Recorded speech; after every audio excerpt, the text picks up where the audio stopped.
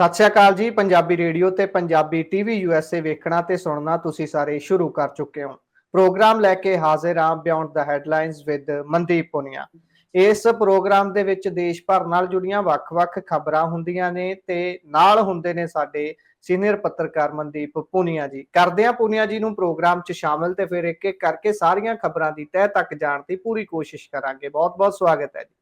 ਜੀ ਸ਼ੁਕਰੀਆ। ਸਤਿ ਸ਼੍ਰੀ ਅਕਾਲ ਗੁਰਪ੍ਰੀਤ ਜੀ। ਸੋ ਜੇਕਰ ਆਪਾਂ ਗੱਲ ਕਰੀਏ ਸਭ ਤੋਂ ਪਹਿਲੀ ਖਬਰ ਦੀ, ਤਾਂ ਪਹਿਲੀ ਖਬਰ ਕੱਲ ਵਾਂਗ ਜਿੱਦਾਂ ਪਾਕਿਸਤਾਨ ਦੇ ਉੱਤੋਂ ਆਈ ਸੀ ਕਿ ਇੱਕ ਟ੍ਰੇਨ ਜਿਹੜੀ ਹੈ ਉਸ ਨੂੰ ਹਾਈਜੈਕ ਕਰ ਲਿਆ ਗਿਆ ਹੈ ਤੇ ਉਸ ਤੋਂ ਬਾਅਦ ਕੀ ਕੁਝ ਹੋਇਆ ਕੱਲ ਦੇ ਪ੍ਰੋਗਰਾਮ ਤੋਂ ਬਾਅਦ ਹੁਣ ਤੱਕ ਉੱਥੇ ਕੀ ਬੰਦਕ ਬਣਾਏ ਗਏ, ਲੋਕਾਂ ਨੂੰ ਛਡਾ ਲਿਆ ਗਿਆ ਹੈ ਜਾਂ ਕਿਸੇ ਦੀ ਜਾਨ ਵੀ ਗਈ ਹੈ, ਕੀ ਹੈ ਜੀ ਵੱਡੀਆਂ ਅਪਡੇਟ?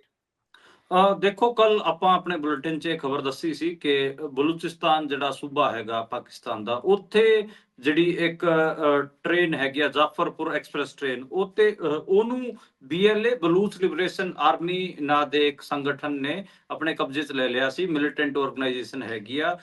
ਕੱਲ ਦੁਪਹਿਰ ਕਰੀਬ 1 ਵਜੇ ਇਹ ਘਟਨਾਕ੍ਰਮ ਵਾਪਰਿਆ ਸੀਗਾ, ਜਿੱਥੇ ਬੋਲਾਨ ਜ਼ਿਲ੍ਹੇ ਦੇ ਮਾਸ਼ਕਾਫ ਇਲਾਕੇ 'ਚ ਇਸ ਟ੍ਰੇਨ ਨੂੰ ਕਬਜ਼ੇ 'ਚ ਲਿਆ ਸੀ। 214 ਯਾਤਰੀ ਕਿਹਾ ਜਾ ਰਿਹਾ ਗਿਆ ਕਿ ਉਸ ਟਾਈਮ ਬੰਦਕ ਬਣਾਏ ਗਏ ਸੀਗੇ ਤੇ ਕੱਲ ਸ਼ਾਮ ਤੋਂ ਹੀ ਕਿਤੇ ਆਪਰੇਸ਼ਨ ਦੀਆਂ ਵੱਡੀਆਂ ਖਬਰਾਂ ਆਉਣ ਲੱਗ ਪਈਆਂ ਸੀ। ਪਾਕਿਸਤਾਨ ਆਰਮੀ ਲਗਾਤਾਰ ਆਪਰੇਸ਼ਨ ਕਰਨ ਲੱਗ ਪਈ ਸੀ ਉੱਥੇ। ਉਸ ਟਾਈਮ ਕੱਲ ਸ਼ਾਮ ਨੂੰ BLA ਨੇ ਦਾਅਵਾ ਕੀਤਾ ਸੀ ਕਿ ਉਹਨਾਂ ਨੇ 30 ਤੋਂ ਲੈ ਕੇ 35 ਤੱਕ ਜਿਹੜੇ ਪਾਕਿਸਤਾਨੀ ਜਿਹੜੇ ਫੌਜੀ ਹੈਗੇ ਆ ਉਹਨਾਂ ਨੂੰ ਮਾਰਿਆ ਹੈਗਾ। ਲੇਕਿਨ ਜਿਹੜੀ ਪਾਕਿਸਤਾਨ ਆਰਮੀ ਉਹਨੇ ਇਸ ਬਾਰੇ ਕੋਈ ਵੀ ਸਟੇਟਮੈਂਟ ਹਜੇ ਤੱਕ ਆਫੀਸ਼ੀਅਲ ਨਹੀਂ ਦਿੱਤੀ ਹੈ।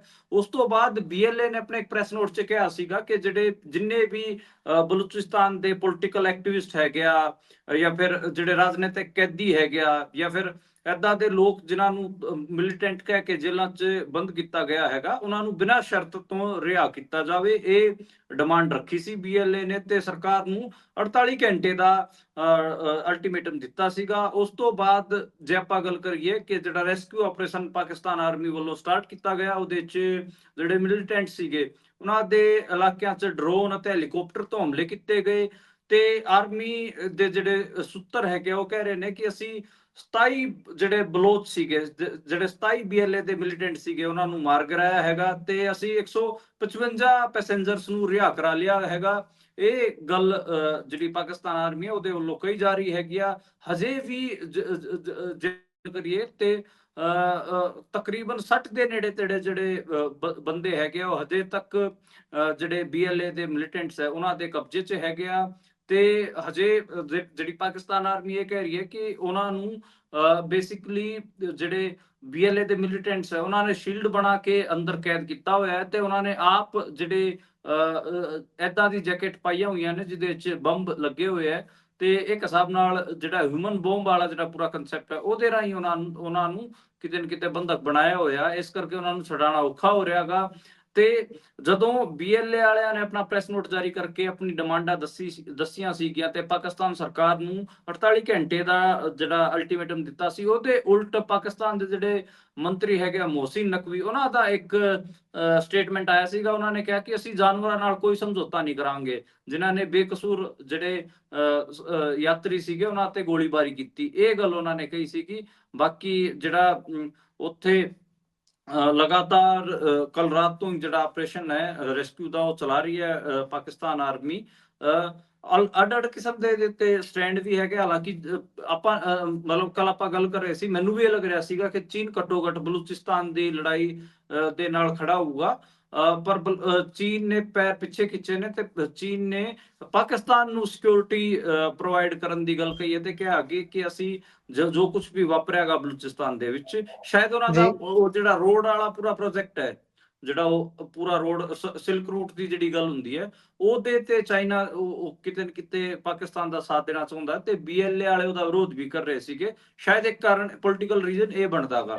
ਤੇ ਉਸ ਤੋਂ ਬਾਅਦ ਜੇ ਆਪਾਂ ਗੱਲ ਕਰੀਏ ਕਿ ਜਿਹੜਾ BLA ਦੇ ਜਿਹੜੇ ਬਲੋਚ ਲੜਾਕੇ ਨੇ ਉਹ ਲਗਾਤਾਰ ਇੱਕੋ ਗੱਲ ਕਹਿ ਰਹੇ ਨੇ ਕਿ ਅਸੀਂ ਆਪਣੀ ਜ਼ਮੀਨ ਦੀ ਲੜਾਈ ਲੜ ਰਹੇ ਹਾਂ, ਅਸੀਂ ਆਪਣੀ ਹੋਂਦ ਦੀ ਲੜਾਈ ਲੜ ਰਹੇ ਹਾਂ, ਅਸੀਂ ਕੋਈ ਸਾਡੇ ਇਹਨਾਂ ਜਿਹੜੇ ਪੈਸੇਂਜਰਸ ਨਾਲ ਕੋਈ ਦੁਸ਼ਮਣੀ ਨਹੀਂ ਹੈ, ਅਸੀਂ ਆਪਣੇ ਜਿਹੜੇ ਪੋਲੀਟੀਕਲ ਪ੍ਰਿਜ਼ਨਰਸ ਹੈਗੇ, ਸਾਡੇ ਮਿਲੀਟੈਂਟਸ ਜਿਹੜੇ ਜੇਲ੍ਹਾਂ 'ਚ ਪਏ ਨੇ ਉਹਨਾਂ ਨੂੰ ਛਡਾਉਣ ਵਾਸਤੇ ਲੜਾਈ ਲੜ ਰਹੇ ਹਾਂ, ਇਹ ਗੱਲ ਕਹੀ ਜਾ ਰਹੀ ਹੈਗੀ ਆ। ਹਾਲਾਂਕਿ ਹਜੇ ਤੱਕ ਜਿਹੜੀ ਗੱਲਬਾਤ ਕੀ ਗੱਲਬਾਤ ਹੋਈ ਹੈ BLA ਦੇ ਆਗੂਆਂ ਨਾਲ ਸਰਕਾਰ ਦੀ, ਇਸ ਕਿਸਮ ਦੀ ਕੋਈ ਗੱਲ ਨਹੀਂ ਹੈ। ਜਿਹੜਾ ਮੰਤਰੀ ਨਕਵੀ ਦਾ ਜਿਹੜਾ ਬਿਆਨ ਹੈ ਉਹ ਹੀ ਲਗਾਤਾਰ ਚੱਲ ਰਿਹਾ ਹੈਗਾ, ਜਿੱਥੇ ਉਹ BLA ਦੇ ਲੜਾਕਿਆਂ ਨੂੰ ਜਾਨਵਰ ਕਹਿ ਰਿਹਾ ਤੇ ਕਹਿ ਰਿਹਾ ਉਹਨਾਂ ਨਾਲ ਅਸੀਂ ਕੋਈ ਗੱਲਬਾਤ ਨਹੀਂ ਕਰਾਂਗੇ। ਤੇ ਹੁਣ ਦੇਖਦੇ ਹਾਂ ਕਿ ਕਿੰਨੇ ਚਿਰ ਤੱਕ ਇਹ ਸਾਰਾ ਮਾਮਲਾ ਨਿਪਟਦਾ ਹੈਗਾ, ਕਿਵੇਂ ਜਿਹੜਾ ਪਾਕਿਸਤਾਨੀ ਆਰਮੀ ਕਿਵੇਂ ਛਡਾਉਂਦੀ ਹੈਗੀ ਹੈ। ਫਿਰ ਇਹ ਵੀ ਬਹੁਤ ਪੋਸੀਬਲ ਹੈ ਕਿ ਉੱਥੇ ਇੱਕ ਅੱਧੀ ਕੈਜੁਅਲਟੀ, ਇੱਕ ਅੱਧੀ ਨਹੀਂ ਬਹੁਤ ਸਾਰੀ ਕੈਜੁਅਲਟੀਜ਼ ਆਪਾਂ ਨੂੰ ਹੋਰ ਦੇਖਣ ਨੂੰ ਮਿਲਣ। ਹਾਲਾਂਕਿ ਇੱਕ ਜਿਹੜੀ ਵਿਜ਼ੂਅਲ ਹੈ ਉਹ ਖਾਸਾ ਵਾਇਰਲ ਹੋ ਰਿਹਾ, ਮੈਂ ਵੀ ਟਵਿੱਟਰ ਵਗੈਰਾ ਤੇ ਦੇਖ ਰਿਹਾ ਸੀਗਾ ਕਿ ਜੀ ਪਾਕਿਸਤਾਨੀ ਆਰਮੀ ਉੱਥੇ 200 ਦੇ ਨੇੜੇ ਤੇੜੇ ਤਾਬੂਤ ਲੈ ਕੇ ਗਈ ਹੈ, ਜਿਹਨੂੰ ਲੈ ਕੇ ਖਾਸਾ ਇਹ ਕਿਹਾ ਜਾ ਰਿਹਾ ਕਿ ਜਿਹੜੀ ਮੌਤਾਂ ਉੱਥੇ ਹੋਈਆਂ ਨੇ ਉਹਨਾਂ ਦਾ ਡੇਟਾ ਪਾਕਿਸਤਾਨ ਆਰਮੀ ਛੁਪਾ ਰਹੀ ਹੈ, ਲੁਕੋ ਰਹੀ ਹੈ। ਇਸ ਕਿਸਮ ਦੀ ਗੱਲ ਵੀ ਨਿਕਲ ਕੇ ਆ ਰਹੀ ਹੈ।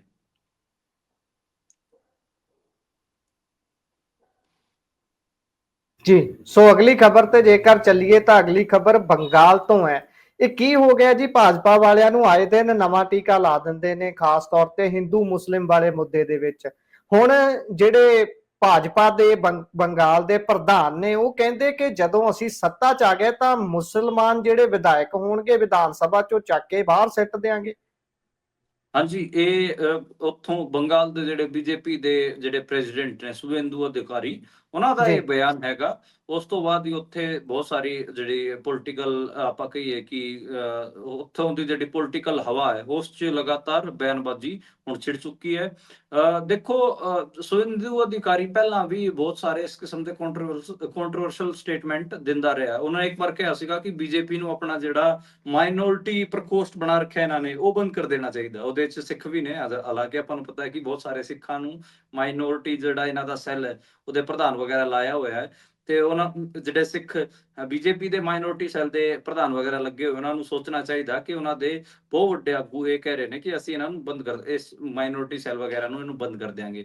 ਤੇ ਦੂਜੀ ਗੱਲ ਉਹਨੇ ਹੁਣ ਜਿਹੜੀ ਕਹੀ ਹੈ, ਉਹਨੇ ਕਿਹਾ ਕਿ ਜੇ ਸਾਡੀ ਸਰਕਾਰ ਬਣੀ ਤੇ ਅਸੀਂ ਸਭ ਤੋਂ ਪਹਿਲਾਂ ਜਿਹੜੇ ਮੁਸਲਮਾਨ ਵਿਧਾਇਕ ਜਿੱਤ ਕੇ ਆਣਗੇ ਉਹਨਾਂ ਨੂੰ ਵਿਧਾਨ ਸਭਾ ਤੋਂ ਬਾਹਰ ਚੱਕ ਕੇ ਮਾਰਾਂਗੇ। ਇਹ ਗੱਲ ਉਹਨਾਂ ਨੇ ਕਹੀ ਹੈ। ਉਸ ਤੋਂ ਬਾਅਦ ਪੱਛਮ ਬੰਗਾਲ ਦੀ ਜਿਹੜੀ ਮੁੱਖ ਮੰਤਰੀ ਹੈਗੇ, ਸੂਬੇ ਦੀ ਜਿਹੜੀ ਮੁੱਖ ਮੰਤਰੀ ਹੈ ਮਮਤਾ ਬੈਨਰਜੀ, ਉਹਨਾਂ ਦਾ ਪਲਟਵਾਰ ਵੀ ਆਇਆ। ਉਹਨਾਂ ਨੇ ਕਿਹਾ ਕਿ ਇਹ ਕੁਰਸੀ ਤਾਂ ਬਹੁਤ ਅਸਥਾਈ ਜੀ ਚੀਜ਼ ਹੈ, ਇਹ ਕਦੇ ਆਉਂਦੀ ਹੈ ਕਦੇ ਜਾਂਦੀ ਹੈ। ਜਿਹੜਾ ਡੈਮੋਕ੍ਰੇਸੀ ਹੈ ਉਹ ਇੱਕ ਪਰਮਾਨੈਂਟ ਚੀਜ਼ ਹੈ, ਉਹਦਾ ਸਨਮਾਨ ਕਰਨਾ ਚਾਹੀਦਾ। ਇਹ ਇਸ ਕਿਸਮ ਦੀ ਗੱਲ ਮਮਤਾ ਬੈਨਰਜੀ ਨੇ ਕਹੀ ਹੈ। ਆਪਾਂ ਨੂੰ ਪਤਾ ਕਿ ਮਮਤਾ ਬੈਨਰਜੀ ਉੱਥੇ ਸੈਕੂਲਰ ਸਟੈਂਡ ਲੈਂਦੀ ਰਹੀ ਹੈ। ਉਹ ਜਿਹੜੇ ਮੁਸਲਮਾਨ ਨੇ ਬੰਗਾਲ ਦੇ ਉਹ ਵੀ ਉਹਨੂੰ ਸਪੋਰਟ ਕਰਦੇ ਰਹੇ ਹੈ। ਇਹ ਚੀਜ਼ਾਂ ਆਪਣੇ ਸਾਹਮਣੇ ਵੀ ਹੈਗੀਆਂ। ਤੇ ਮਮਤਾ ਬੈਨਰਜੀ ਨੂੰ ਮੁਸਲਮਾਨਾਂ ਦੀ ਵੋਟ ਇਹ ਮੁਸਲਮਾਨਾਂ ਦੀ ਆਗੂ ਬਣਾਉਣ ਦੀ ਪੂਰੀ ਕੋਸ਼ਿਸ਼ BJP ਵਾਲਿਆਂ ਦੀ ਲੱਗੀ ਹੋਈ ਹੈ। ਤੇ ਆਪਾਂ ਨੂੰ ਪਤਾ ਕਿ ਬੰਗਾਲ ਚ ਅਗਲੇ ਸਾਲ ਚੋਣ ਹੋਣ ਜਾ ਰਹੇ ਨੇ ਵਿਧਾਨ ਸਭਾ ਦੇ, ਤੇ ਬੰਗਾਲ ਇੱਕ ਅਹਿਮ ਸੂਬਾ ਜਿਹਨੂੰ BJP ਜਿੱਤਣਾ ਚਾਹੁੰਦੀ ਹੈ। ਦੇਖੋ, ਬੰਗਾਲ, ਪੰਜਾਬ, ਕੇਰਲਾ, ਤਾਮਿਲਨਾਡੂ, ਇਹ ਏਦਾਂ ਦੇ ਸੂਬੇ ਨੇ ਜਿੱਥੇ BJP ਦੀ ਦਿੱਲੀ ਤਮੰਨਾ ਹੈ ਕਿ ਅਸੀਂ ਇਹਨਾਂ ਸੂਬਿਆਂ ਨੂੰ ਜਿੱਤੀਏ। ਉਹਨਾਂ ਦਾ ਉਸ ਦਾ ਰੀਜ਼ਨ ਇਹ ਹੈ ਕਿ ਇਹ ਸੂਬੇ ਆਪਾਂ ਇਹਨਾਂ ਨੂੰ ਹਾਰਡਕੋਰ ਪੋਲੀਟੀਕਲ ਸੂਬੇ ਮੰਨਦੇ ਆ। ਇਹ ਨਹੀਂ ਕਿ ਇੱਥੇ ਵਿਦਆਊਟ ਆਈਡੀਓਲੋਜੀ ਕੋਈ ਕੁਝ ਕਰ ਜੂਗਾ ਨਾ। ਇੱਥੇ ਬਹੁਤ ਜ਼ਿਆਦਾ ਆਈਡੀਓਲੋਜੀਕਲ ਡਿਬੇਟਾਂ ਬਹਿਸਾਂ ਖੜੀਆਂ ਹੁੰਦੀਆਂ ਨੇ, ਹੁੰਦੀ ਵੀ ਰਹੀਆਂ ਨੇ। ਤੇ ਜਿੰਨੇ ਵੀ ਮੂਵਮੈਂਟ ਹੋਏ ਨੇ, ਆਪਾਂ ਨੂੰ ਪਤਾ ਤਾਮਿਲਨਾਡੂ ਹੋ ਗਿਆ, ਕੇਰਲ ਹੋ ਗਿਆ, ਬੰਗਾਲ ਹੋ ਗਿਆ, ਪੰਜਾਬ ਹੋ ਗਿਆ, ਇਸ 'ਚ ਕਿੰਨੇ ਜ਼ਿਆਦਾ ਮੂਵਮੈਂਟ ਰਹੇ ਇਹਨਾਂ ਸੂਬਿਆਂ ਦੇ ਵਿੱਚ। ਤੇ BJP ਦੀ ਦਿੱਲੀ ਤਮੰਨਾ ਹੈ ਕਿ ਇਹ ਤਾਮਿਲਨਾਡੂ, ਕੇਰਲ, ਬੰਗਾਲ, ਪੰਜਾਬ ਇਹਨਾਂ ਨੂੰ ਜਿੱਤੇ। ਇਸੇ ਕਰਕੇ ਅਗਲੇ ਸਾਲ ਜਿਹੜੇ ਚੋਣ ਹੋਣ ਜਾ ਰਹੇ ਨੇ 2026 ਚ ਬੰਗਾਲ ਚ, ਉੱਥੇ ਇੰਨਾ ਜ਼ਿਆਦਾ ਕਮਿਊਨਲਾਈਜੇਸ਼ਨ, ਇੰਨਾ ਜ਼ਿਆਦਾ ਆਪਾਂ ਕਹੀਏ ਕਿ ਮੁਸਲਮਾਨ ਹੇਟਰਡ BJP ਪ੍ਰਚਾਰ ਰਹੀ ਹੈ। ਜੀ, ਸੋ ਲਗਾਤਾਰ ਇਹੋ ਜਿਹੀਆਂ ਹਰਕਤਾਂ ਹੁੰਦੀਆਂ ਰਹਿੰਦੀਆਂ ਨੇ। ਤੇ ਹੁਣ ਅੱਗੇ ਹੋਲੀ ਤੇ ਰਮਜ਼ਾਨ ਜਿਹੜੇ ਇਕੱਠੇ ਆ ਰਹੇ ਨੇ, ਉਸ ਨੂੰ ਲੈ ਕੇ ਵੀ ਬਹੁਤ ਵੱਡੇ ਪੱਧਰ ਤੇ ਅਲਰਟ ਜਾਰੀ ਹੋਇਆ ਹੈ। ਜੇਕਰ UP ਦੀ ਗੱਲ ਕਰ ਲਈਏ ਤਾਂ ਉੱਥੇ ਕਹਿੰਦੇ ਨੇ ਕਿ ਮਸਜਿਦਾਂ ਨੂੰ ਪਹਿਲਾਂ ਹੀ ਤਰਪਾਲ ਦੇ ਨਾਲ ਢੱਕ ਦਿੱਤਾ ਗਿਆ ਹੈ। ਕਈ ਜ਼ਿਲ੍ਹਿਆਂ 'ਚ ਹਾਈ ਅਲਰਟ ਹੈ। ਨਮਾਜ਼ ਪੜ੍ਹਨ ਦਾ ਸਮਾਂ ਬਦਲ ਦਿੱਤਾ ਗਿਆ ਹੈ। ਇਹ ਕੀ ਕੁਝ ਚੱਲ ਰਿਹਾ ਹੈ ਜੀ UP 'ਚ?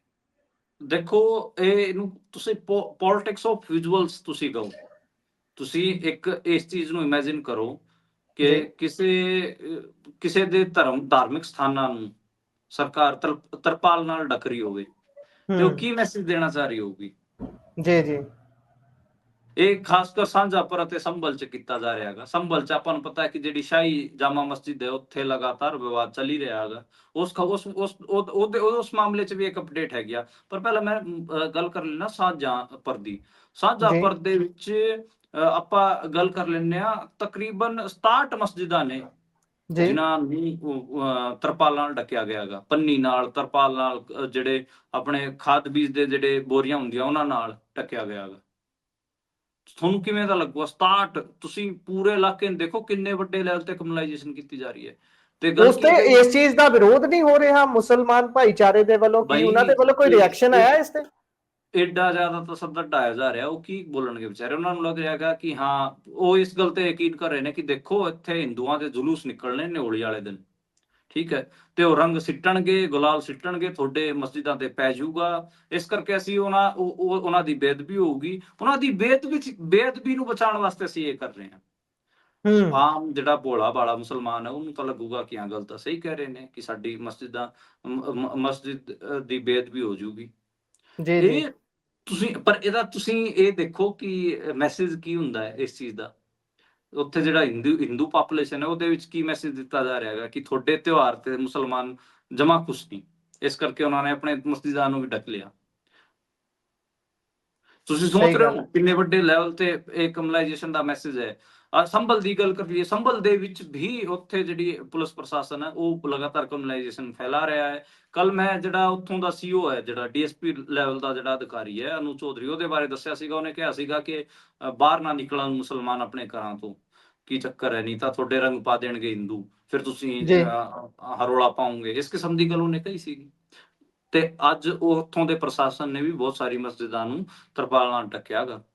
ਤੇ ਇੱਕ ਹਾਈ ਕੋਰਟ ਦੇ ਵਿੱਚ ਪਟੀਸ਼ਨ ਗਈ ਹੋਈ ਸੀ, ਕਿਉਂਕਿ ਆਪਾਂ ਨੂੰ ਪਤਾ ਹੈ ਕਿ ਜਿਹੜੀ ਸੰਭਲ ਦੀ ਮਸਜਿਦ ਸੀ ਉਹਨੂੰ ਤਾਂ ਜਿਹੜਾ ਰੰਗ ਰੋਗਨ ਕਰਨ ਨਹੀਂ ਦੇ ਰਹੇ ਸੀਗੇ ਹਿੰਦੂ ਗਰੁੱਪ ਵਾਲੇ। ਕਹਿ ਰਹੇ ਸੀ ਇਹ ਤਾਂ ਸਾਡਾ ਹਰੀ ਮੰਦਰ ਸੀਗਾ, ਤੁਸੀਂ ਸਾਡੇ ਮੰਦਰ ਤੇ ਰੰਗ ਪੇਂਟ ਪਤਾਈ ਕਰਕੇ ਉਹਦੇ ਅਵਸ਼ੇਸ਼ ਮਿਟਾ ਦੋਗੇ, ਇਹ ਗੱਲ ਲਗਾਤਾਰ ਬੋਲ ਰਹੇ ਸੀਗੇ। ਹਾਲਾਂਕਿ ਹਾਈ ਕੋਰਟ ਨੇ ਕਿਹਾ ਕਿ ਤੁਸੀਂ ਜਿਹੜੀ ਰੰਗਾਈ ਪਤਾਈ ਹੈ ਉਹ ਤੁਸੀਂ ਕਰਾ ਸਕਦੇ ਹੋ। ਜਿਹੜਾ ਮੁਸਲਿਮ ਪੱਖ ਸੀਗਾ ਉਹਨੇ ਇਹ ਕਿਹਾ ਸੀਗਾ ਹਾਈ ਕੋਰਟ 'ਚ ਕਿ ਅਸੀਂ ਤਾਂ ਹਰ ਸਾਲ ਕਰਾਉਂਦੇ ਹਾਂ, ਜਦੋਂ ਵੀ ਰਮਜ਼ਾਨ ਦਾ ਮਹੀਨਾ ਚੱਲਦਾ ਗਾ ਉਸ ਜੀ ਟਾਈਮ ਜੀ ਅਸੀਂ ਹਰ ਸਾਲ ਰੰਗਾਈ ਪਤਾਈ ਕਰਾਉਂਦੇ ਹਾਂ, ਅਸੀਂ ਕੋਈ ਨਵਾਂ ਥੋੜੀ ਨਾ ਕਰਾ ਰਹੇ ਹਾਂ। ਤੇ ਹੂੰ ਹੁਣ ਹਾਈ ਕੋਰਟ ਨੇ ਇਜਾਜ਼ਤ ਦਿੱਤੀ ਹੈ। ਤੁਸੀਂ ਸੋਚ ਕੇ ਦੇਖੋ, ਆਪਣੇ ਧਾਰਮਿਕ ਸਥਾਨਾਂ ਦੀ ਰੰਗਾਈ ਪਤਾਈ ਵਾਸਤੇ ਉਹਨਾਂ ਨੂੰ ਹਾਈ ਕੋਰਟ ਜਾਣਾ ਪੈ ਰਿਹਾ ਹੈਗਾ। ਤੁਸੀਂ ਸਥਿਤੀ ਮਤਲਬ ਬਹੁਤ ਅਜੀਬ ਕਿਸਮ ਦੀ ਸਥਿਤੀ ਹੈ, ਇਹਨੂੰ ਤੁਸੀਂ ਮਹਿਸੂਸ ਕਰਕੇ ਦੇਖੋ ਬਸ। ਜੀ ਜੀ ਜੀ ਬਹੁਤ ਮਤਲਬ ਇਸ ਲੈਵਲ ਦੀ ਕਮਿਊਨਲਾਈਜੇਸ਼ਨ ਹੈ। ਇਹ ਤੁਸੀਂ ਅਗਲੀ ਖਬਰ ਵੀ ਦੇਖੋਗੇ, ਉਹ ਯੋਗੀ ਆਦਿੱਤਿਆਨਾਥ ਬਾਰੇ ਹੈਗੀ ਆ, ਮੈਂ ਲਿਖੀ ਹੋਈ ਹੈ। ਅਤੇ ਯੋਗੀ ਆਦਿੱਤਿਆਨਾਥ ਵੀ ਕੀ ਕਹਿ ਰਿਹਾ ਹੈਗਾ, ਉਹ ਮਥੁਰਾ ਦੇ ਵਿੱਚ ਜਿਹੜਾ ਆਰਐਸਐਸ ਦਾ ਜਿਹੜਾ ਕਹਿੰਦੇ ਮੌਕਾ ਮੁਖਪੱਤਰ ਮਿਲੇ ਹੈਗਾ। ਤਾਂ ਕਹਿੰਦੇ ਮੌਕਾ ਮਿਲੇ ਤਾਂ ਚੁੱਕਣਾ ਨਹੀਂ ਚਾਹੀਦਾ। ਇੱਕ ਸਮਾਂ ਆਊਗਾ ਜਦੋਂ ਪੂਰੀ ਦੁਨੀਆ ਹੀ, ਜਾਂ ਦੁਨੀਆ ਕਹਿ ਰਹੇ ਨੇ ਜਾਂ ਭਾਰਤ ਕਹਿ ਰਹੇ ਨੇ, ਕਿ ਪੂਰੀ ਦੁਨੀਆ ਭਗਵੇਂ ਚ ਰੰਗੀ ਜਾਊਗੀ, ਹੈ ਨਾ। ਇਹੋ ਜਿਹੀਆਂ ਗੱਲਾਂ ਨੇ, ਇਸ ਤੇ ਵੀ ਮੈਨੂੰ ਲੱਗਦਾ ਨਾਲ ਹੀ ਚਾਨਣਾ ਪਾ ਦੇਣਾ ਚਾਹੀਦਾ ਕੀ ਕੁਝ ਕਹਿ ਰਹੇ ਨੇ। ਦੇਖੋ ਆਰਐਸਐਸ ਦਾ ਇੱਕ ਨਾਰਾ ਰਿਹਾ ਹੈਗਾ, ਅਯੋਧਿਆ ਇੱਕ 90s ਦੇ ਵਿੱਚ ਉਹ ਲਾਉਂਦੇ ਸੀਗੇ, ਅਯੋਧਿਆ ਇੱਕ ਝਾਕੀ ਹੈ, ਕਾਸ਼ੀ ਮਥੁਰਾ ਬਾਕੀ ਹੈ। ਤੇ ਇਹ ਜਿਹੜਾ ਮਥੁਰਾ ਦੇ ਵਿੱਚ ਪ੍ਰੋਗਰਾਮ ਕਰਾ ਰੱਖਿਆ ਸੀਗਾ, ਜਿਹੜੀ ਆਰਐਸਐਸ ਦਾ ਜਿਹੜਾ ਨਿਊਜ਼ਪੇਪਰ ਹੈ, ਜਿਹੜੀ ਮੈਗਜ਼ੀਨ ਹੈ, ਆਰਗੇਨਾਈਜ਼ਰ, ਉਹਨੇ ਕਰਾ ਰੱਖਿਆ ਸੀਗਾ। ਤੇ ਉਹਦੇ ਚ ਯੋਗੀ ਆਦਿੱਤਿਆਨਾਥ ਖੁਦ ਆਪਣੇ ਮੂੰਹੋਂ ਕਹਿੰਦੇ ਨੇ ਕਿ ਅਸੀਂ ਦੇਖੋ ਅਯੋਧਿਆ ਵੀ ਕਰਤਾ, ਕਾਸ਼ੀ ਵਿਸ਼ਵਨਾਥ ਦੇ ਵਿੱਚ ਵੀ ਸਾਡਾ ਚੱਲ ਰਿਹਾ ਹੈਗਾ। ਮਥੁਰਾ ਵਾਲਿਓ, ਤੁਸੀਂ ਵੀ ਚੱਕ ਦਿਓ ਕੰਮ, ਮੌਕਾ ਮਿਲੇ ਤਾਂ ਚੁੱਕਣਾ ਨਹੀਂ ਚਾਹੀਦਾ। ਮੈਂ ਬਜਟ ਦੇ ਵਿੱਚ ਤੁਹਾਡੇ ਵਾਸਤੇ ਇੱਥੇ ਪ੍ਰਾਵਧਾਨ ਕਰ ਦਿੱਤੇ ਨੇ। ਬੇਸਿਕਲੀ ਮਥੁਰਾ ਦੇ ਵਿੱਚ ਵੀ ਇਹਨਾਂ ਨੇ ਕ੍ਰਿਸ਼ਨ ਜਨਮ ਭੂਮੀ ਵਿਵਾਦ ਬਣਾਇਆ ਹੋਇਆ ਹੈ। ਜਿਹੜੀ ਇੱਕ ਜਿਹੜਾ ਕ੍ਰਿਸ਼ਨ ਦਾ ਜਿਹੜਾ ਪੂਰਾ ਉੱਥੇ ਮੰਦਿਰ ਪੈਂਦਾ ਹੈਗਾ ਮਥੁਰਾ ਦੇ ਵਿੱਚ, ਉਹਦੇ ਨਾਲ ਹੀ ਇੱਕ ਮਸਜਿਦ ਬਣੀ ਹੋਈ ਹੈ। ਉਸ ਮਸਜਿਦ ਨੂੰ ਕਹਿ ਰਹੇ ਨੇ ਕਿ ਇਹਨੂੰ ਢਾਓ, ਇਹ ਮੰਦਿਰ ਦੀ ਜਗ੍ਹਾ ਰਹੀ ਹੈ ਪਹਿਲਾਂ। ਤੇ ਇਹ ਗੱਲ ਉੱਥੇ ਵੀ ਮਤਲਬ ਹਵਾ ਦੇ ਰਹੇ ਨੇ ਕਮਿਊਨਲਾਈਜੇਸ਼ਨ ਨੂੰ। ਉਹਦੇ ਨਾਲ ਪੱਛਮੀ ਉੱਤਰ ਪ੍ਰਦੇਸ਼ 'ਚ ਕਿਤੇ ਨਾ ਕਿਤੇ ਇਹਨਾਂ ਨੂੰ ਫਾਇਦਾ ਹੋਊਗਾ, ਬੀਜੇਪੀ ਵਾਲਿਆਂ ਨੂੰ, ਇਸ ਕਰਕੇ ਕਰ ਰਹੇ ਨੇ। ਤੇ ਤੁਸੀਂ ਲਾਓ ਸੂਬੇ ਦਾ ਸੀਐਮ ਆਪ ਕਹਿ ਰਿਹਾ ਹੋਵੇ ਕਿ ਕਾਸ਼ੀ ਉੱਥੇ ਅਯੋਧਿਆ ਅਤੇ ਕਾਸ਼ੀ ਦੇ ਵਿੱਚ ਸਾਡਾ ਕੰਮ ਪੂਰਾ ਹੋ ਗਿਆ, ਹੁਣ ਮਥੁਰਾ ਵਾਲਿਓ ਤੁਸੀਂ ਵੀ ਚੱਕ ਦੋ ਕੰਮ। ਕੀ ਮਤਲਬ ਹੈ ਇਹਦਾ? ਕਮਿਊਨਲਾਈਜੇਸ਼ਨ ਦੇਖੋ ਕਿਵੇਂ, ਜਿਹੜੇ ਮੁਸਲਮਾਨਾਂ ਦੇ ਜਿਹੜੇ ਧਾਰਮਿਕ ਸਥਲ ਨੇ ਜਿੱਥੇ ਉਹ ਆਪਣੇ ਇਬਾਦਤ ਕਰਦੇ ਨੇ, ਉਹਨਾਂ ਨੂੰ ਕਿਸ ਹਿਸਾਬ ਨਾਲ ਟਾਰਗੇਟ ਕਰਦੇ। ਤੇ ਆਪ ਸੂਬੇ ਦੇ ਸੀਐਮ ਆਪਣੇ ਮੂੰਹੋਂ ਕਹਿ ਰਹੇ ਨੇ। ਤੁਸੀਂ ਕਮਿਊਨਲਾਈਜੇਸ਼ਨ ਦਾ ਲੈਵਲ ਦੇਖੋ ਤੇ ਹੁਣ ਦੱਸੋ ਮਤਲਬ ਉੱਤਰ ਪ੍ਰਦੇਸ਼ 'ਚ ਮੁਸਲਮਾਨ ਵਿਚਾਰੇ ਕੀ ਕਰ ਲੈਣਗੇ ਜਦੋਂ ਇਸ ਕਿਸਮ ਦੀਆਂ ਘਟਨਾਵਾਂ ਹੋਣਗੀਆਂ। ਮੈਂ ਕਹਿ ਰਿਹਾ ਕਿ ਮਾਮਲਾ ਸਿੱਖਾਂ ਨੂੰ ਵੀ ਟਾਰਗੇਟ ਕਰਨਾ ਯੂਪੀ ਨੇ ਸ਼ੁਰੂ ਕਰ ਰੱਖਿਆ ਗਾ, ਉੱਤਰ ਪ੍ਰਦੇਸ਼ ਨੇ। ਹੁਣ ਜੀ ਤੁਹਾਨੂੰ ਇੱਕ ਮਾੜੀ ਜੀ ਛੋਟੀ ਜੀ ਅਪਡੇਟ ਦੇ ਦਿੰਦਾ, ਜਿਵੇਂ ਉਹ ਵਾਲਾ ਕੇਸ ਸੀਗਾ ਆਪਣੇ ਲਾਜਰ ਮਸੀਹ ਵਾਲਾ ਕੇਸ ਸੀਗਾ, ਜੀ ਜੀ ਠੀਕ ਹੈ, ਕੋਸਾਂਬੀ ਦੇ ਵਿੱਚ। ਉਹਨੂੰ ਜਿਸ ਹਿਸਾਬ ਨਾਲ ਬੱਬਰ ਖਾਲਸਾ ਇੰਟਰਨੈਸ਼ਨਲ ਦਾ ਆਤੰਕਵਾਦੀ ਬਣਾ ਕੇ ਪੇਸ਼ ਕੀਤਾ ਜਾ ਰਿਹਾ ਗਾ, ਉੱਥੋਂ ਦੇ ਪਿੰਡਾਂ ਵਾਲੇ ਲੋਕ ਪਤਾ ਕੀ ਕਹਿ ਰਹੇ ਆ, ਉਹ ਤਾਂ ਯਾਰ ਦਿਮਾਗ ਤੋਂ ਵਿਚਾਰਾ ਪਾਗਲ ਸੀਗਾ, ਉਹ ਤਾਂ ਜੰਗਲ 'ਚ ਹੂੰ ਰਹਿੰਦਾ ਸੀਗਾ ਵਿਚਾਰਾ, ਤੇ ਕਿਸੇ ਨੂੰ ਵੀ ਦੇਖ ਕੇ ਭੱਜ ਲੈਂਦਾ ਸੀਗਾ, ਮਿੱਟੀ ਵਗੈਰਾ ਕਹਿੰਦੇ ਉਹਦੀ ਤਾਂ ਮਾਨਸਿਕ ਹਾਲਤ ਠੀਕ ਨਹੀਂ ਸੀਗੀ। ਉੱਥੋਂ ਦੇ ਗੁੱਜਰਾਂ ਨੇ, ਉੱਥੋਂ ਦੇ ਜਿਹੜੇ ਚਰਵਾਏ ਨੇ, ਉਹਨਾਂ ਨੇ ਸਾਰਿਆਂ ਨੇ ਕਿਹਾ ਗਾ, ਤੇ ਪੁਲਿਸ ਉਹਨੂੰ ਇੰਨਾ ਵੱਡਾ ਬਣਾ ਕੇ ਪੇਸ਼ ਕਰੀ ਹੈ ਕਿ ਦੇਖੋ ਜੀ ਮਹਾਕੁੰਭ ਨੂੰ ਉਡਾਉਣ ਦੀ ਇਹਨੇ ਪੂਰੀ ਉਹ ਕਰ ਰੱਖੀ ਸੀਗੀ ਤਿਆਰੀ, ਬੱਬਰ ਖਾਲਸਾ ਇੰਟਰਨੈਸ਼ਨਲ। ਸਿੱਖਾਂ ਨੂੰ ਦੇਖੋ ਕਿਸ ਹਿਸਾਬ ਨਾਲ ਉੱਤਰ ਪ੍ਰਦੇਸ਼ 'ਚ ਮੁਸਲਮਾਨਾਂ ਵਾਲਾ ਪ੍ਰੋਜੈਕਟ ਉਹਨਾਂ ਨੂੰ ਲੱਗ ਰਿਹਾ ਕਿ ਅਸੀਂ ਸਿਰੇ ਝਾੜਦਾ, ਹੁਣ ਅਸੀਂ ਜੀ ਸਿੱਖਾਂ ਉਲਟ ਸ਼ੁਰੂ ਕਰਨਾ ਗਾ। ਤੇ ਸਿੱਖ ਆਪਾਂ ਨੂੰ ਪਤਾ ਕਿ ਜਿਹੜਾ ਇਲਾਕਾ ਤਰਾਈ ਵਾਲਾ ਪੂਰਾ ਰੀਜਨ ਹੈ, ਉੱਥੇ ਸਿੱਖ ਕਿੰਨੇ ਵੱਡੇ ਪੱਧਰ ਤੇ ਬੈਠੇ ਨੇ, ਲਖੀਮਪੁਰ ਖੀਰੀ, ਆਪਣਾ ਪੀਲੀਭੀਤ, ਇਹ ਏਦਾਂ ਦੇ ਜ਼ਿਲ੍ਹੇ ਨੇ ਜਿੱਥੇ ਵੱਡੇ ਲੈਵਲ ਤੇ ਤਰਾਈ ਵਾਲੇ ਇਲਾਕੇ ਤੇ ਵੱਡੇ ਲੈਵਲ ਤੇ ਸਿੱਖ ਬੈਠੇ ਹੋਏ ਨੇ। ਤੇ ਉਹ ਹੂੰ ਸਭ ਤੋਂ ਫਰਟਾਈਲ ਜਿਹੜੀ ਲੈਂਡ ਆ ਉਹਨਾਂ ਕੋਲ ਹੈਗੀ ਆ, ਸਿੱਖਾਂ ਕੋਲ ਹੈਗੀ ਆ। ਤੇ ਉਹਨਾਂ ਦਾ ਪੂਰਾ ਦਿਮਾਗ 'ਚ ਉਹਨਾਂ ਦੇ ਚੱਲਿਆ ਹੋਇਆ ਕਿ ਮੁਸਲਮਾਨਾਂ ਤੋਂ ਬਾਅਦ ਅਸੀਂ ਸਿੱਖਾਂ ਨੂੰ ਟਾਰਗੇਟ ਕਰਾਂ। ਜੀ ਤੁਸੀਂ ਮਤਲਬ ਜਮਾ ਫੇਕ ਮਾਮਲਾ ਲਾਜਰ ਮਸੀਹ ਵਾਲਾ, ਸਾਫ਼ ਦਿਖ ਰਿਹਾ ਕਿ ਉਹ ਬੰਦਾ ਮੈਂਟਲੀ ਰਿਟਾਰਡਡ ਸੀਗਾ। ਪਰ ਪਹਿਲਾਂ ਹੀ ਜਿਹੜੇ ਹਿੰਦੀ ਦੇ ਅਖਬਾਰ ਨੇ ਉਹਨੂੰ ਆਤੰਕਵਾਦੀ ਲਿਖੀ ਜਾ ਰਹੇ ਨੇ। ਅਰੇ ਭਾਈ, ਉਹ ਆਤੰਕਵਾਦੀ ਹੈ ਜਾਂ ਨਹੀਂ ਹੈ ਇਹ ਤਾਂ ਡਿਸਾਈਡ ਕੋਰਟ ਕਰੂਗਾ, ਤੁਸੀਂ ਆਪ ਹੀ ਉਹ ਤੇ ਉਹਨੂੰ ਬਣਾਈ ਜਾ ਰਹੇ ਹੋ।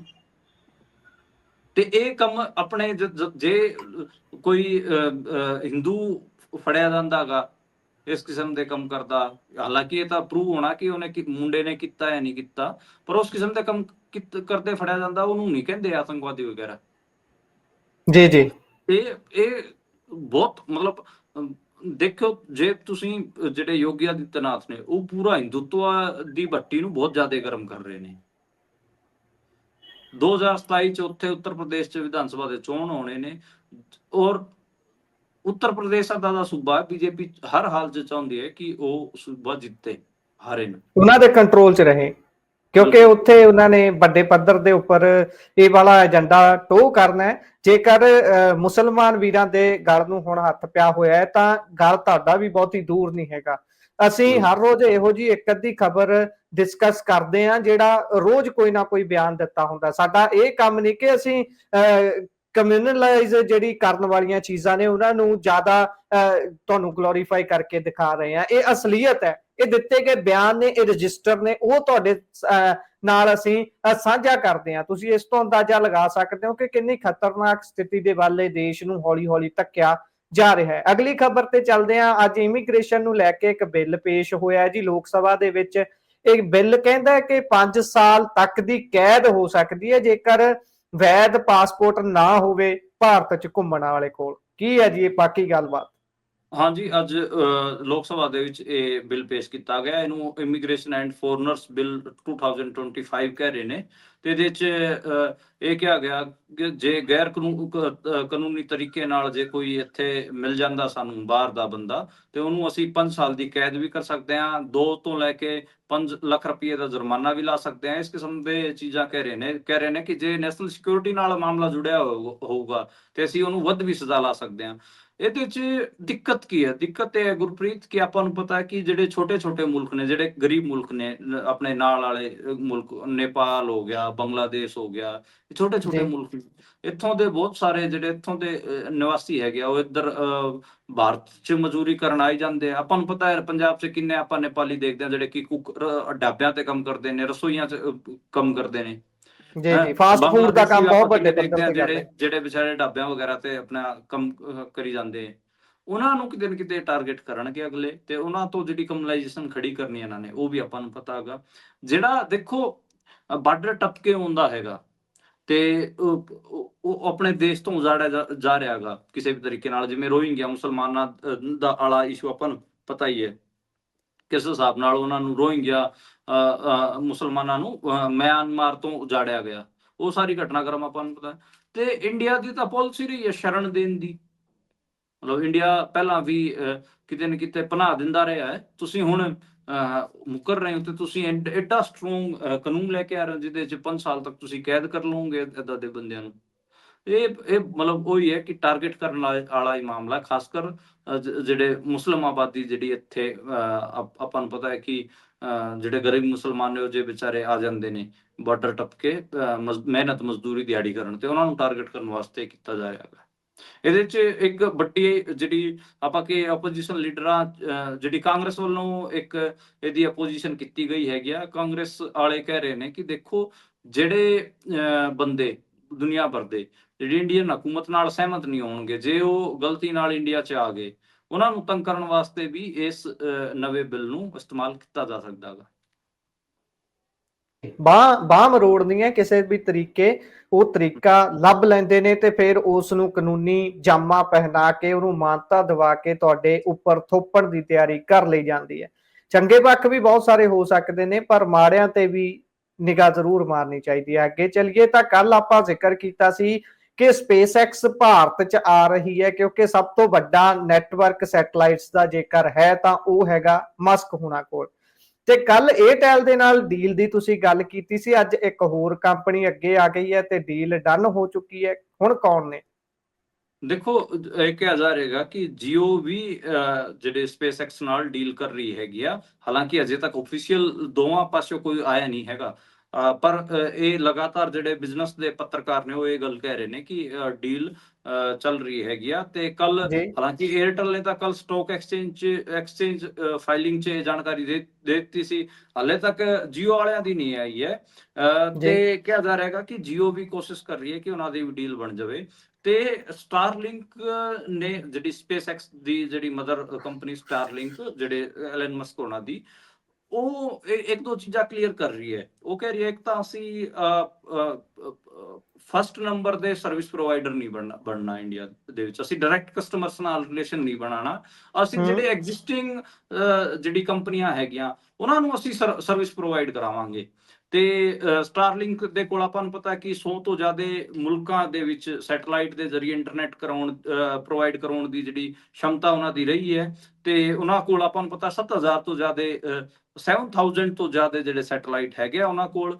ਤੇ ਉਹ ਜਿਹੜਾ ਆਪਾਂ ਹੁਣ ਗੱਲ ਕਰੀਏ ਇੰਡੀਆ ਦੇ ਵਿੱਚ ਤਾਂ ਜੀਓ ਤੇ ਏਅਰਟੈਲ ਦੋ ਵੱਡੇ ਪਲੇਅਰ ਨੇ, ਚਾਹੇ ਫਾਈਬਰ ਆਪਟਿਕਸ ਨਾਲ ਹੋਵੇ ਜਾਂ ਮੋਬਾਈਲ ਟਾਵਰਾਂ ਰਾਹੀਂ ਹੋਵੇ, ਇੰਟਰਨੈਟ ਪ੍ਰੋਵਾਈਡ ਕਰਾਉਂਦੇ ਨੇ। ਜੇ ਸਟਾਰਲਿੰਕ ਸੈਟਲਾਈਟ ਨਾਲ ਸਟਾਰਲਿੰਕ ਨਾਲ ਜਿਹੜਾ ਜੇ ਇਹਨਾਂ ਦਾ ਸਮਝੌਤਾ ਹੋ ਜਾਂਦਾ ਹੈਗਾ, ਫਿਰ ਇਹ ਸੈਟਲਾਈਟ ਨਾਲ ਕਿਤੇ ਨਾ ਕਿਤੇ ਨੈਟਵਰਕ ਇੰਟਰਨੈਟ ਪ੍ਰੋਵਾਈਡ ਕਰਾਂਗੇ। ਹਾਲਾਂਕਿ ਇਹ ਬਹੁਤ ਜ਼ਿਆਦਾ ਮਹਿੰਗਾ ਹੈਗਾ, ਇਹਦੀ ਸਪੀਡ ਵੀ ਕੋਈ ਇੰਨੀ ਤੁਸੀਂ ਕਹਿ ਲਓ ਕਿ ਇੰਨੀ ਜ਼ਿਆਦਾ ਨਹੀਂ ਹੈ। 150 Mbps ਦੇ ਨੇੜੇ ਤੇੜੇ ਦੀ ਇਹਦੀ ਸਪੀਡ ਦੱਸੀ ਜਾ ਰਹੀ ਹੈ। ਇੰਡੀਆ ਦੇ ਵਿੱਚ ਜਿਹੜੀ ਟੈਸਟਿੰਗ ਚੱਲ ਰਹੀ ਉਹਦੇ ਵਿੱਚ ਜਿਹੜਾ ਫਾਈਬਰ ਬ੍ਰੌਡਬੈਂਡ ਹੈ ਉਹ ਤੋਂ ਘੱਟ ਹੈਗੀ ਆ, ਲੇਕਿਨ ਜਿਹੜਾ ਟ੍ਰੈਡੀਸ਼ਨਲ 5G ਵਾਲਾ ਸੈਟਅਪ ਹੈ ਇੰਟਰਨੈਟ ਵਾਲਾ, ਉਹ ਤੋਂ ਹੀ ਜ਼ਿਆਦਾ ਹੈਗੀ ਆ। ਇਹ ਗੱਲ ਕਹੀ ਜਾ ਰਹੀ ਹੈਗੀ ਆ। ਤੇ ਇਹ ਕਿਹਾ ਜਾ ਰਿਹਾ ਹੈਗਾ ਕਿ ਇਹ ਘੱਟੋ ਘੱਟ ਮਤਲਬ ਤੁਸੀਂ ਲਾ ਕੇ ਚੱਲੋ 18 ਗੁਣਾ ਮਹਿੰਗਾ ਪਊਗਾ। ਤੇ ਜੀ ਜੇ ਇਹਨੂੰ ਸਸਤਾ ਬਣਾਉਣਾ ਹੈਗਾ ਤਾਂ ਇੰਡੀਅਨ ਗਵਰਨਮੈਂਟ ਨੂੰ ਸਬਸਿਡੀ ਵਗੈਰਾ ਦੇਣੀ ਪਊਗੀ। ਤੇ ਚੁਣੌਤੀਪੂਰਨ ਹੈ, ਇਹ ਨਹੀਂ ਕਿ ਤੁਸੀਂ ਐਂ ਹੀ SpaceX ਨੂੰ ਥਾਂ ਦੇ ਦੋਗੇ। ਦੇਖਦੇ ਆ ਕਿਵੇਂ ਕਰਦੇ ਨੇ। ਹਲੇ ਤਾਂ ਇਹ ਕਿਹਾ ਜਾ ਰਿਹਾ ਹੈਗਾ ਕਿ ਜਿਹੜਾ ਸਪੇਸ ਹਾਲਾਂਕਿ MOU ਜਿਹੜੀ ਹੈਗੀ ਉਹ ਅਜੇ ਆਊਟ ਨਹੀਂ ਹੋਈ ਹੈ, ਪਰ ਉਹਦੀਆਂ ਗੱਲਾਂ ਬਹੁਤ ਸਾਰੀਆਂ ਲੀਕ ਹੋ ਕੇ ਆ ਰਹੀਆਂ ਨੇ। MOU 'ਚ ਲੋਕ ਕਹਿ ਰਹੇ ਨੇ ਕਿ ਲਿਖਿਆ ਗਿਆ ਹੈਗਾ ਕਿ ਜਿਹੜੇ ਦੂਰ ਦਰਾਡੇ ਦੇ ਇਲਾਕੇ ਨੇ, ਪਹਾੜੀ ਇਲਾਕੇ ਹੋ ਗਏ ਜਾਂ ਫਿਰ ਰੇਗਿਸਤਾਨ ਵਗੈਰਾ ਹੋ ਗਿਆ, ਜਿੱਥੇ ਇੰਟਰਨੈਟ ਨਹੀਂ ਹੈ, ਉੱਥੇ ਅਸੀਂ ਪਹਿਲਾਂ ਇੰਟਰਨੈਟ ਪ੍ਰੋਵਾਈਡ ਕਰਾਵਾਂਗੇ। ਇਸ ਕਿਸਮ ਦੀ ਗੱਲ ਕਹੀ ਜਾ ਰਹੀ ਹੈ। ਕਿੰਨੀ ਕੁ ਸੱਚੀ ਹੈ ਕਿੰਨੀ ਕੁ ਝੂਠ ਹੈ ਤਾਂ ਆਪਾਂ ਨੂੰ, ਕਿਉਂਕਿ MOU ਆਪਣੇ ਹੱਥ 'ਚ ਹੈ ਨਹੀਂ, ਸਿਰਫ ਉਹ ਤੋਂ ਛਣ ਕੇ ਇਹ ਗੱਲਾਂ ਆ ਰਹੀਆਂ ਨੇ ਜਿਹੜੇ ਜੀ ਸੂਤਰਾਂ ਰਾਹੀਂ ਆ ਰਹੀ ਹੈ। ਜੀ ਦੇਖਦੇ ਹਾਂ ਕਦੋਂ ਤੱਕ ਇਸ ਤੇ ਅੰਤਿਮ ਮੋਹਰ ਲੱਗਦੀ ਹੈ ਤੇ ਫਿਰ ਤੁਹਾਡੇ ਨਾਲ ਜ਼ਰੂਰ ਸਾਂਝਾ ਕਰਾਂਗੇ। ਅੱਗੇ ਚੱਲੀਏ ਤਾਂ ਖਡੂਰ ਸਾਹਿਬ ਤੋਂ MP ਅੰਮ੍ਰਿਤਪਾਲ ਸਿੰਘ ਹੋਣਾ ਨੂੰ ਜਿਹੜੀ ਉਹਨਾਂ ਦੀ ਹਾਜ਼ਰੀ ਮਿਸ ਹੋਈ ਹੈ 54 ਦਿਨਾਂ ਦੀ, ਉਹਦੇ ਬਾਬਤ ਕੱਲ ਆਪਾਂ ਗੱਲ ਕੀਤੀ ਸੀ ਕਿ ਉਸ ਨੂੰ ਛੁੱਟੀ ਮਾਫੀ, ਹਾਜ਼ਰੀ ਮਾਫੀ ਦੀ ਗੱਲ ਤੁਰੀ ਸੀ ਤੇ ਹੁਣ ਹਾਈ ਕੋਰਟ ਦੇ ਵਿੱਚ ਮਾਮਲਾ ਸੀ ਜੀ। ਕੋਈ ਹੋਈ ਹੈ ਇਸ ਤੇ ਅੱਗੇ ਗੱਲ ਤੁਰੀ ਹੈ? ਹਾਂ, ਇਹ ਤੇ ਅੱਗੇ ਗੱਲ ਤੁਰੀ ਹੈਗੀ ਆ। ਜਿਹੜੇ ਆਪਾਂ ਕਹੀਏ ਕਿ ਉਹਨਾਂ ਦੀ ਯਾਚਕਾ ਸੀਗੀ ਪੰਜਾਬ ਹਰਿਆਣਾ ਹਾਈ ਕੋਰਟ ਤੇ, ਉਹਦੀ ਸੁਣਵਾਈ ਜਿਹੜੇ ਜਸਟਿਸ ਸ਼ੀਲ ਨਾਗੂ ਹੋਣੀ ਸੀਗੇ ਉਹ ਕਰ ਰਹੇ ਸੀਗੇ। ਮੈਂ ਇੱਕ ਹੋਰ ਸੀਗੇ, ਮੈਂ ਉਹਨਾਂ ਦਾ ਨਾਮ ਇੱਕ ਵਾਰ ਪੜ੍ਹ ਲੈਂਦਾ। ਤੇ ਸ਼ੀਲ ਨਾਗੂ ਤੇ ਇੱਕ ਹੋਰ ਜਸਟਿਸ ਸੀਗੇ, ਉਹ ਸੁਣਵਾਈ ਕਰ ਰਹੇ ਸੀਗੇ ਉਹਨਾਂ ਦੀ। ਸ਼ੀਲ ਨਾਗੂ ਅਤੇ ਜਸਟਿਸ ਸੁਮਿਤ ਗੋਇਲ, ਇਸ ਜੀ ਮਾਮਲੇ ਨੂੰ ਵੇਖ ਰਹੇ ਸੀਗੇ।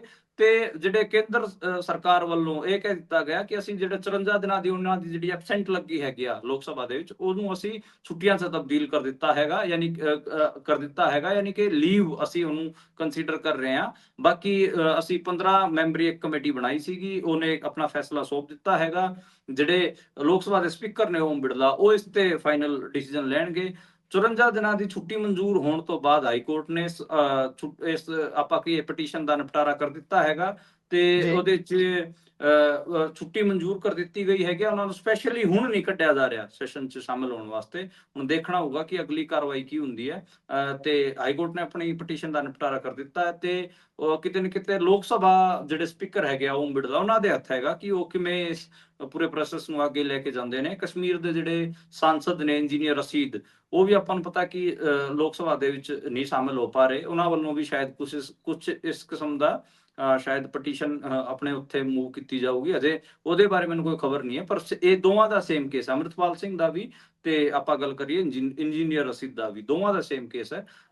ਅੰਮ੍ਰਿਤਪਾਲ ਸਿੰਘ ਨੂੰ 54 ਦਿਨਾਂ ਦੀ ਜਿਹੜੀ ਛੁੱਟੀ ਹੈ, ਯਾਨੀ ਕਿ ਪਹਿਲਾਂ ਐਬਸੈਂਟ ਲੱਗੀ ਹੋਈ ਸੀ, ਹੁਣ ਉੱਥੇ ਲੀਵ ਲੱਗੀ ਹੋਈ, ਯਾਨੀ ਕਿ ਉਹਨਾਂ ਦਾ ਜਿਹੜਾ ਉਹ 60 ਦਿਨਾਂ ਦਾ ਜਿਹੜਾ 60 ਦਿਨ ਜੇ ਤੁਸੀਂ ਲੋਕ ਸਭਾ ਦੀ ਕਾਰਵਾਈਆਂ ਤੋਂ ਐਬਸੈਂਟ ਰਹਿ ਜਾਂਦੇ ਹੋ, ਫਿਰ ਤੁਹਾਡੀ ਸੰਸਦੀ ਤੇ ਖਤਰਾ ਆ ਜਾਂਦਾ ਹੈ। ਉਹ ਹੁਣ ਨਹੀਂ ਰਹਿ ਗਿਆ, ਹੁਣ ਉਹ ਟਲ ਗਿਆ ਹੈਗਾ, ਉਹ ਖਤਰਾ ਟਲ ਗਿਆ ਹੈਗਾ। ਹੁਣ ਅੱਗੇ ਕਿਵੇਂ ਡੀਲ ਕਰਨਗੇ ਉਹ ਦੇਖਣਾ ਹੋਊਗਾ ਆਪਾਂ। ਜੀ ਸੋ ਵੇਖਦੇ ਹਾਂ ਹੁਣ ਅੱਗੇ ਕੀ ਗੱਲ ਤੁਰਦੀ ਹੈ। ਤੇ ਇਸੇ ਦੇ ਨਾਲ ਅਗਲੀ ਖਬਰ ਵੱਲ ਜੇਕਰ ਚੱਲੀਏ ਤਾਂ ਪੰਜਾਬ ਦੇ ਵਿੱਚ ਭੁਲੱਥ ਤੋਂ ਕਾਂਗਰਸੀ ਐਮਐਲਏ ਜਿਹੜੇ ਨੇ ਸੁਖਪਾਲ ਖਹਿਰਾ ਹੁਣੀ, ਉਹਨਾਂ ਦਾ ਚੰਡੀਗੜ੍ਹ ਸਥਿਤ ਘਰ ਈਡੀ ਵੱਲੋਂ ਕੁਰਕ ਕਰ ਲਿਆ ਗਿਆ, ਜਿਸ ਤੋਂ ਬਾਅਦ ਕਾਂਗਰਸ ਵੀ ਤਰਲੋਂ ਮੱਛੀ ਹੋ ਰਹੀ ਹੈ। ਕਹਿੰਦੇ 1990 ਚ ਬਣਿਆ ਹੋਇਆ ਘਰ ਹੈ ਤੇ ਇਹਦਾ ਕੇਸ ਨਾਲ ਸੰਬੰਧ ਕੋਈ ਨਹੀਂ। ਤੇ ਕੀ ਗੱਲਬਾਤ ਹੈ ਜੀ? ਈਡੀ ਇਹੋ ਜਿਹੀਆਂ ਕਾਰਵਾਈਆਂ ਜਦੋਂ ਕਰਦੀ ਹੈ ਤਾਂ ਸਵਾਲਾਂ ਦੇ ਘੇਰੇ 'ਚ ਜ਼ਰੂਰ ਆ ਜਾਂਦੀ ਹੈ। ਕੀ ਹੈ ਜੀ ਪੂਰੀ ਖਬਰ? ਹਾਂ ਦੇਖੋ, ਆਪਾਂ ਨੂੰ ਪਤਾ ਕਿ ਕੱਲ ਇਹ ਖਬਰ ਆਈ ਸੀ ਕਿ ਜਿਹਦੇ 'ਚ ਸੁਖਪਾਲ ਖਹਿਰਾ ਦਾ ਜਿਹੜਾ ਚੰਡੀਗੜ੍ਹ ਵਾਲਾ ਘਰ ਹੈਗਾ, ਉਹਨੂੰ ਉਹਨਾਂ ਨੇ ਅਟੈਚ ਕੀਤਾ ਹੈਗਾ ਤੇ ਇਹ ਜਿਹੜਾ ਕੇਸ ਹੈ ਉਹ ਸਾਲ 2015 ਵਾਲਾ ਹੈਗਾ। ਤੇ ਕਾਂਗਰਸੀ ਆਗੂ ਇਹ ਦਲੀਲ ਦੇ ਰਹੇ ਨੇ ਕਿ ਦੇਖੋ ਜਿਹੜਾ ਕੇਸ ਹੈ ਉਹ ਤਾਂ 2015 ਦਾ ਹੈਗਾ, ਜਦਕਿ ਇਹ ਘਰ ਸੁਖਪਾਲ ਖਹਿਰੇ ਨੇ 1990 ਦਾ ਬਣਾਇਆ ਹੋਇਆ ਹੈ। ਤੇ ਤੁਸੀਂ ਕਹਿ ਰਹੇ ਕਿ 25 ਸਾਲਾਂ ਦਾ ਜਿਹੜਾ ਇਹ ਗੈਪ ਉਹਨੂੰ ਕਿਵੇਂ ਦੇਖਦੇ ਹੋ? ਮਾਮਲਾ 2015 ਦਾ ਤੇ ਤੁਸੀਂ ਕੇਸ ਘਰ ਅਟੈਚ ਕਰ ਰਹੇ ਹੋ ਤਾਂ 1990 ਚ ਲਿਆ ਹੋਇਆ। ਤੇ ਹੁਣ ਇਸ ਤੋਂ ਪਹਿਲਾਂ ਵੀ ਆਪਾਂ ਨੂੰ ਪਤਾ ਕਿ ਜਿਹੜੇ ਕਾਂਗਰਸ ਦੇ ਇੰਚਾਰਜ ਹੈਗੇ ਆ ਪੰਜਾਬ ਦੇ, ਭੁਪੇਸ਼ ਬਘੇਲ, ਉਹਨਾਂ ਦੇ ਘਰੇ ਵੀ ਈਡੀ ਗਈ ਸੀਗੀ, ਉਹਨਾਂ ਦੇ 14 ਠਿਕਾਣਿਆਂ ਤੇ ਛਾਪਾਮਾਰੀ ਹੋਈ ਸੀ। ਉਸ ਤੋਂ ਬਾਅਦ ਹੀ ਹੁਣ ਕਹਿ ਰਹੇ ਨੇ ਕਿ ਦੇਖੋ ਪੰਜਾਬ ਕਾਂਗਰਸ ਨਾਲ ਸੰਬੰਧਿਤ ਆਗੂਆਂ ਨੂੰ ਹੁਣ ਈਡੀ ਟਾਰਗੇਟ ਕਰ ਰਹੀ ਹੈ। ਤੇ ਉਹਦਾ ਜਿਹੜਾ ਪੋਲੀਟੀਕਲ ਇਸਤੇਮਾਲ ਹੈ ਉਹ ਸਵਾਲਾਂ ਦੇ ਘੇਰੇ 'ਚ ਹੈਗਾ। ਈਡੀ ਆਪਣੇ ਆਪ 'ਚ ਸਵਾਲਾਂ 'ਚ ਘੇਰੇ 'ਚ ਹੈਗੀ ਆ। ਜੀ ਸੋ ਵੇਖਦੇ ਹਾਂ ਬਣਦਾ ਕੀ ਹੈ। ਤੇ ਹਰਿਆਣਾ 'ਚ ਬੀਜੇਪੀ ਨੇ 10 ਚੋਂ 9 ਨਿਗਮਾਂ ਜਿੱਤ ਲਈਆਂ ਨੇ ਜੀ। ਹਾਂਜੀ ਹਾਂਜੀ, ਉਦਾਂ ਤਾਂ 10 ਦੀ 10 ਕਹਿ ਸਕਦੇ ਹੋ, ਕਿਉਂਕਿ ਜਿਹੜੀ 10ਵੀਂ ਜਿੱਤੀ ਗਈ ਹੈਗੀ ਆ ਉਹ ਜਿੱਤਾ ਤਾਂ ਉੱਥੇ ਜਿੱਤਿਆ ਤਾਂ ਇੱਕ ਇੰਡੀਪੈਂਡੈਂਟ ਮੈਂਬਰ ਹੈਗਾ, ਪਰ ਉਹ ਜੀ ਬੀਜੇਪੀ ਨਾਲ ਹੀ ਰਿਲੇਟਡ ਹੈ, ਉਹ ਬੀਜੇਪੀ ਤੋਂ ਬਾਗੀ ਹੋ ਗਿਆ ਸੀਗਾ, ਇੱਕ ਦੂਜੇ ਧੜੇ ਦਾ ਸੀਗਾ। ਜੀ ਦੇਖੋ ਹਾਂ 10 ਨਗਰ ਨਿਗਮ ਚੋਣ 10 ਨਗਰ ਨਿਗਮਾਂ ਦੇ ਚੋਣ ਹੋਏ ਸੀਗੇ ਹਰਿਆਣੇ 'ਚ। 10 ਦੇ 10 ਤੇ ਤੁਸੀਂ ਕਹਿ ਸਕਦੇ ਹੋ ਕਿ ਬੀਜੇਪੀ ਜਿੱਤ ਗਈ ਹੈਗੀ ਆ। ਈਵਨ ਜਿਹੜਾ ਭੁਪਿੰਦਰ ਹੁੱਡਾ ਦਾ ਗੜ ਮੰਨਿਆ ਜਾਂਦਾ ਗਾ ਰੋਹਤਕ ਸ਼ਹਿਰ, ਉਹਦਾ ਵੀ ਨਿਗਮ ਚੋਣ ਬੀਜੇਪੀ ਜਿੱਤੀ ਹੈਗੀ ਆ ਤੇ ਬਹੁਤ ਵੱਡੇ ਅੰਤਰ ਨਾਲ ਜਿੱਤੀ ਹੈਗੀ ਆ। ਜੇ ਮੈਂ ਉਹਦੀ ਗੱਲ ਕਰ ਲਵਾਂ ਤੇ ਤਕਰੀਬਨ 45,000 ਵੋਟਾਂ ਨਾਲ ਇਹ ਜਿੱਤ ਹੋਈ ਹੈ। 45,000 ਬਹੁਤ ਜ਼ਿਆਦਾ ਵੋਟ ਹੁੰਦੇ ਨੇ ਰੋਹਤਕ ਤੋਂ। ਤੇ ਜੀ ਜਿਹੜਾ ਸਾਹਿਬਜ਼ਾਦਾ ਗੜ ਆਪਾਂ ਕਹਿ ਲਈਏ ਅੰਬਾਲਾ, ਕਾਂਗਰਸੀ ਦੂਜੀ ਆਗੂ ਦਾ, ਉਹ ਵੀ ਬੀਜੇਪੀ ਜਿੱਤ ਗਈ ਹੈਗਾ। ਬੀਜੇਪੀ ਨੇ ਜਿੰਨੇ ਵੀ ਹਰਿਆਣੇ ਦੇ ਵਿੱਚ ਨਿਗਮ ਸੀਗੇ ਸਾਰਿਆਂ ਤੇ ਤੁਸੀਂ ਕਹਿ ਸਕਦੇ ਹੋ ਕਿ ਚਾਹੇ ਫਰੀਦਾਬਾਦ ਹੋਵੇ, ਹਿਸਾਰ ਹੋਵੇ, ਰੋਹਤਕ ਹੋਵੇ, ਕਰਨਾਲ, ਯਮੁਨਾਨਗਰ, ਗੁੜਗਾਂਵ, ਮਣੇਸਰ, ਇਹ ਸਾਰਿਆਂ ਦੇ ਵਿੱਚ ਬੀਜੇਪੀ ਜੇਤੂ ਸਾਬਤ ਹੋਈ ਹੈ। 2 ਮਾਰਚ ਨੂੰ VOTING ਹੋਈ ਸੀ ਤੇ ਅੱਜ ਫੈਸਲਾ ਆਇਆਗਾ। ਇਹਦੇ ਇਲਾਵਾ ਜੇ ਆਪਾਂ ਗੱਲ ਕਰੀਏ ਤੇ 21 ਜਿਹੜੇ ਨਗਰਪਾਲਿਕਾ ਦੇ ਚੋਣ ਹੋਏ ਸੀਗੇ, ਜਿਹਦੇ ਚ 15 ਇੰਡੀਪੈਂਡੈਂਟ ਤੇ 8 ਬੀਜੇਪੀ ਦੇ ਜਿੱਤੇ ਨੇ। ਤੇ ਇਹ ਮੋਟਾ ਨਿਕਲ ਕੇ ਆ ਰਿਹਾਗਾ। ਤੇ ਤੁਸੀਂ ਲਾਓ ਸ਼ਹਿਰਾਂ ਦੇ ਵਿੱਚ ਬੀਜੇਪੀ ਹਰਿਆਣੇ ਦੇ ਵਿੱਚ ਕਿੰਨੀ ਜ਼ਿਆਦਾ ਸਟਰੋਂਗ ਹੈ, ਸਾਰੇ ਕਿਤੇ ਬੀਜੇਪੀ ਜਿੱਤ ਕੇ ਆ ਰਹੀ ਹੈ। ਤੇ ਜਿਹੜੇ ਭੁਪਿੰਦਰ ਹੁੱਡਾ ਹੋਰੀ ਹੋ ਗਏ ਤੇ ਸੈਲਜਾ ਕਾਂਗਰਸ ਹੈਗੀ ਉਹ ਗੁੱਟਬਾਜ਼ੀ 'ਚ ਫਸੀ ਹੋਈ ਹੈ। ਉੱਥੇ ਆਪਾਂ ਕਹਿ ਲਈਏ ਕਿ ਬੀਜੇਪੀ ਆਪਣੇ ਜਿਹੜੀ ਛੋਟੀ ਸਰਕਾਰ ਜਿਹਨੂੰ ਆਪਾਂ ਕਹਿੰਦੇ ਆ ਤੀਜੇ ਦਰਜੇ ਦੀ ਸਰਕਾਰ ਕਹਿੰਦੇ ਆ, ਉਹ ਵੀ ਆਪਣੇ ਜਿੱਤ ਗਈ ਹੈਗੀ ਆ। ਤੁਸੀਂ ਕਹਿ ਸਕਦੇ ਹੋ ਕਿ ਪਿਛਲੇ 4 ਮਹੀਨਿਆਂ 'ਚ ਦੂਜੀ ਵੱਡੀ ਹਾਰ ਹੈ ਕਾਂਗਰਸ। ਜੀ ਲੈਂਦੇ ਹਾਂ। ਪਹਿਲਾਂ ਇਹ ਵਿਧਾਨ ਸਭਾ ਚੋਣ ਆ ਰਹੇ ਕਾਂਗਰਸੀ, ਹੁਣ ਕਾਂਗਰਸੀ ਆਪਾਂ ਕਹਿ ਸਕਦੇ ਹਾਂ ਕਿ ਵਿਧਾਨ ਜਿਹੜੇ ਤੀਜੇ ਨਗਰ ਨਿਗਮਾਂ ਵੀ ਹਾਰ ਨਿਗਮਾਂ ਗਏ। ਚੋਣ ਸੀਗੇ ਉਹ ਵੀ ਹਾਰ ਗਏ ਹੈਗੇ, ਮੁਨਸੀਪਲ ਕਾਰਪੋਰੇਸ਼ਨਸ ਵੀ ਹਾਰ ਗਏ ਤੁਸੀਂ ਕਹਿ ਸਕਦੇ ਹੋ। ਤੇ ਇਹਦੇ ਇੱਕ ਹੋਰ ਖਬਰ ਮੈਂ ਜੋੜ ਦਿੰਦਾ, ਹਰਿਆਣੇ ਦੇ ਵਿੱਚ ਵਿਧਾਨ ਸਭਾ ਦਾ ਸੈਸ਼ਨ ਚੱਲਿਆ ਹੋਇਆਗਾ, ਬਜਟ ਸੈਸ਼ਨ ਚੱਲ ਰਿਹਾਗਾ, ਉਹਦੇ ਵਿੱਚ ਵੀ ਕਾਂਗਰਸ ਹਜੇ ਤੱਕ ਆਪਣਾ leader of opposition LOP decide ਨਹੀਂ ਕਰ ਪਾਈ ਹੈ। ਹੁੱਡਾ ਦਾਅਵੇਦਾਰੀ ਕਰ ਰਿਹਾ, ਪਰ ਹੁੱਡਾ ਦੇ ਨਾਂ ਤੇ ਜਿਹੜਾ ਕਾਂਗਰਸ ਦਾ ਆਲਾ ਕਮਾਨ ਹੈ ਉਹ ਰਾਜੀ ਨਹੀਂ ਹੈ। ਤੇ ਤੁਸੀਂ ਕਾਂਗਰਸ ਆਪਣੇ ਇੰਟਰਨਲ ਡਿਸੀਜਨ ਵੀ ਨਹੀਂ ਲੈ ਪਾ ਰਹੀ ਹੈ ਤੇ ਲਗਾਤਾਰ ਦੂਜੀ ਵਾਰ ਬੁਰੀ ਤਰੀਕੇ ਨਾਲ ਹਰਿਆਣੇ ਚ ਆ ਰਹੀ ਹੈਗੀ। ਜੀ, ਸੋ ਆਪਣੇ ਆਪ ਦੇ ਵਿੱਚ ਹੀ ਹਾਰ ਜਾਣਾ ਵੀ ਵੱਡੀ ਹਾਰ ਹੁੰਦਾ ਹੈ, ਪਰ ਭਾਜਪਾ ਦੀ ਇਹ ਗੱਲ ਜ਼ਰੂਰ ਮੰਨਣੀ ਪਊਗੀ ਕਿ ਜਿਸ ਸਿਸਟਮੈਟਿਕ ਵੇ ਨਾਲ ਉਹ ਚੱਲਦੇ ਨੇ ਤੇ ਲਗਾਤਾਰ ਚੁੱਪ ਚਪੀਤੇ ਜਿੱਤਾਂ ਦਰਜ ਕਰਦੇ ਆਉਂਦੇ ਨੇ, ਉਹਦੇ ਤੋਂ ਸਿੱਖਣਾ ਤਾਂ ਬਹੁਤ ਕੁਝ ਬਣਦਾ ਹੈ। ਗਲਤ ਵੀ ਕਰਦੇ ਨੇ ਪਰ ਉਹਨਾਂ ਦਾ ਢਾਂਚਾ ਚਲਾਉਣ ਦਾ ਜਿਹੜਾ ਢੰਗ ਹੈ ਉਹ ਬਹੁਤ ਸ਼ਾਨਦਾਰ ਹੈ। ਸੋ ਪ੍ਰੋਗਰਾਮ ਦਾ ਸਮਾਂ ਇੱਥੇ ਹੀ ਹੁੰਦਾ ਸਮਾਪਤ। ਸੋ ਮਨਦੀਪ ਜੀ, ਤੁਸੀਂ ਜੁੜੇ ਜਾਣਕਾਰੀਆਂ ਸਾਂਝੀਆਂ ਕੀਤੀਆਂ, ਬਹੁਤ ਬਹੁਤ ਧੰਨਵਾਦ ਜੀ। ਧੰਨਵਾਦ, ਸ਼ੁਕਰੀਆ, ਸਤਿ ਸ਼੍ਰੀ ਅਕਾਲ ਜੀ। ਸੋ ਤੁਸੀਂ ਪ੍ਰੋਗਰਾਮ ਸੁਣਿਆ ਹੈ, ਗੱਲਬਾਤ ਤੁਹਾਨੂੰ ਕਿਹੋ ਜਿਹੀ ਲੱਗੀ ਹੈ, ਤੁਸੀਂ ਆਪਣੇ ਵਿਚਾਰ ਰਾਏ ਟਿੱਪਣੀਆਂ ਸਾਡੇ ਨਾਲ ਸਾਂਝੇ ਕਰ ਸਕਦੇ ਹੋ। ਜੁੜੇ ਰਹੋ ਪੰਜਾਬੀ ਰੇਡੀਓ ਤੇ ਪੰਜਾਬੀ TV USA ਦੇ ਨਾਲ। ਪ੍ਰੋਗਰਾਮਾਂ ਦੀ ਲਗਾਤਾਰਤਾ ਇਸੇ ਤਰ੍ਹਾਂ ਬਰਕਰਾਰ ਹੈ। ਧੰਨਵਾਦ, ਸਤਿ ਸ਼੍ਰੀ ਅਕਾਲ।